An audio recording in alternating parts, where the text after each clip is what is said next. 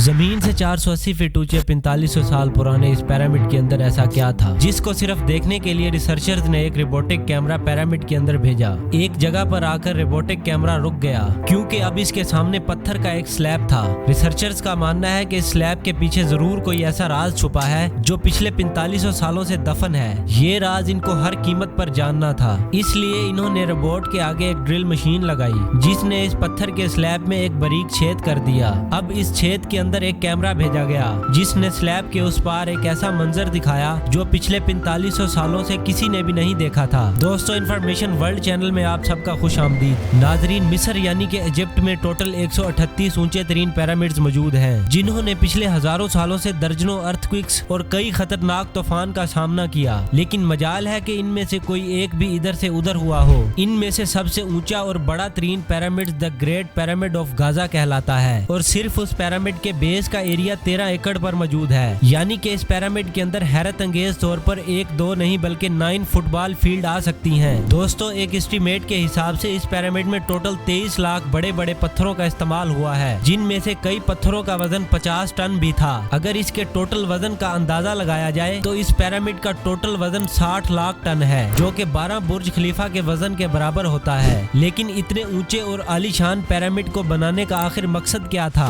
हजारों साल पहले जब इंसान के पास कोई भी टूल्स मौजूद नहीं थे, तब इस पिरामिड की दीवारों को कैसे इंच बाय इंच लेवल किया गया, कैसे 50 टन वजनी पत्थरों को स्क्वायर शेप में काटकर बगैर क्रेन के ही 480 फीट ऊंचाई तक पहुंचाया गया, और इनको बनाने में कौन से ऐसे इंजीनियर्स का हाथ था जिन्होंने इस पिरामिड की तमाम साइड्स को एग्जैक्टली 51.5 डिग्री के एंगल पे सेट किया। ये सब आप जानेंगे इस वीडियो में, तो आइए वीडियो शुरू करते हैं। कई सदियों से मुख्तलिफ रिसर्चर्स की टीम इस पिरामिड की कंस्ट्रक्शन टेक्निक जानने के लिए सर जोड़कर बैठे थे कि आखिर इस पिरामिड की हर साइड को एग्जैक्टली नॉर्थ, साउथ, ईस्ट और वेस्ट पे बगैर कंपास के कैसे सेट की गई होंगी। कई एक्सपर्ट्स का मानना है कि इस टाइम पे आर्किटेक्ट्स ने सबसे पहले ऐसी जमीन तलाश की होगी जो लाखों टन वजनी पत्थरों का वजन झेल सके। इसके बाद पोलर स्टार्स यानी कि वो सितारे जिनकी मदद से अर्थ के पोल्स का पता पड़ता है, इनकी मदद से पिरामिड की हर साइड को मार्क किया गया होगा। ना कोई कंपास और ना ही कोई ऑप्टिकल इंस्ट्रूमेंट, सिर्फ इस बेसिक टेक्निक से हजारों साल पहले इस पिरामिड्स की डायरेक्शन सेट की गई। Challenge number 2। अगला चैलेंज था जमीन को लेवल करने का। जिस 13 एकड़ की जमीन पे इस पिरामिड को बनाया था, अगर इसका लेवल थोड़ा सा भी आउट होता तो इस 23 लाख पत्थरों के इस पहाड़ को खड़ा करना नामुमकिन था। अब इस जमीन को लेवल करने के लिए इस टाइम के इंजीनियर्स के पास कोई लेजर लेवल भी मौजूद नहीं था। एक्सपर्ट्स का मानना है कि कंस्ट्रक्शन साइट के चारों साइड पर गड्ढे करके इसमें पानी डाला गया होगा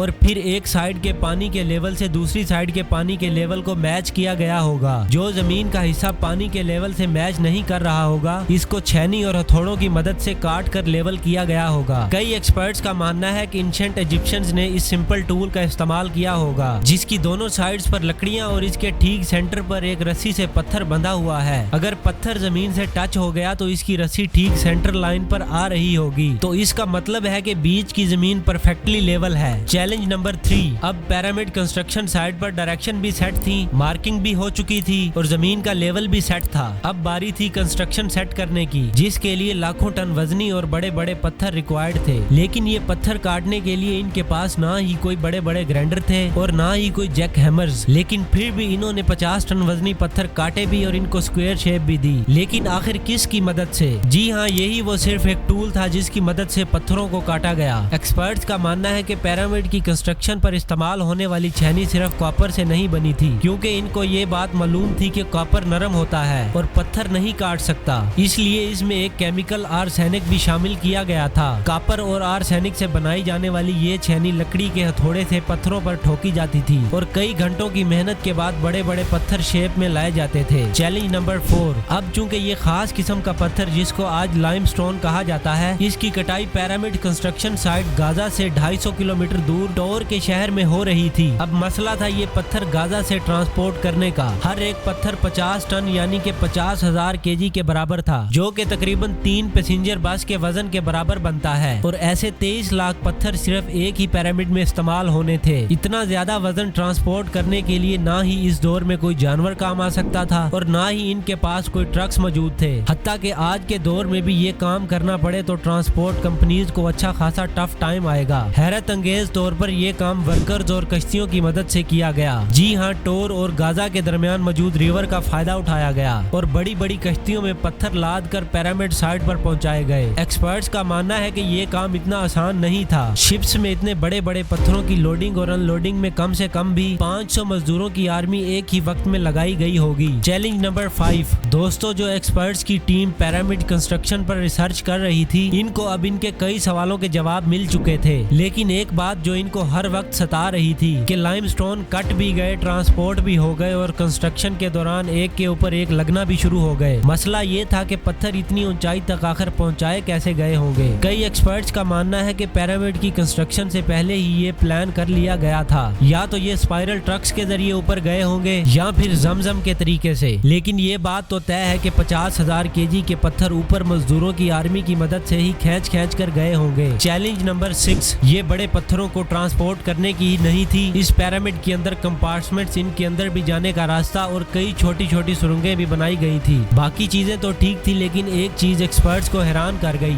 और वो ये थी कि अंदर के कंपार्टमेंट्स में जो पत्थर इस्तेमाल हुआ था वो लाइमस्टोन नहीं बल्कि ग्रेनाइट था। जी हाँ, ग्रेनाइट एक ऐसा पत्थर है जो डायमंड के बाद दुनिया का सख्त तरीन स्टोन माना जाता है। आजकल के जदीद दौर में भी ग्रेनाइट बड़े बड़े ग्राइंडर की मदद के सिवा नहीं काटा जा सकता। दुनिया भर से कई आर्कियोलॉजिस्ट एक्सपर्ट्स को पिरामिड का विजिट भी करवाया गया, लेकिन किसी को भी इस बात का सुराग नहीं मिला कि 4500 साल पहले इंजीनियर्स ने ग्रेनाइट जैसे ठोस पत्थरों को इतनी सफाई से कैसे काटा था। आखिरकार कई सालों के बाद एक्सपर्ट्स ने इस मिस्ट्री को भी सॉल्व कर दिया। इंजीनियर्स ने ग्रेनाइट को इतनी सफाई से एक ऐसे आरे से काटा था जिसके दंदे ही नहीं थे। जी हाँ, बगैर दंदों वाले इस आरे के दोनों साइड्स पर वजन डालकर इसको ग्रेनाइट पर चलाया जाता था और बीच में बजरी डाली जाती थी। एक्सपर्ट्स का मानना है कि इस तरीके से इतने बड़े बड़े पत्थरों को काटने में 4 महीने का वक्त लग जाता था। आखिरकार पिरामिड को बनाने का मकसद क्या था? इन पिरामिड्स को बनाने में कितने मजदूर एक ही वक्त में काम करते थे? और रोबोटिक कैमरे ने जब पिरामिड के अंदर पत्थर के स्लैब में सुराख किया तो इसके अंदर वो कौन सा मंजर देखा गया जो पिछले 4500 सालों से किसी ने भी नहीं देखा था? ये सब और इससे भी ज्यादा आप जान सकेंगे इस वीडियो के पार्ट 2 में। आप सबका वीडियो देखने का बेहद शुक्रिया। मिलते हैं अगली शानदार वीडियो।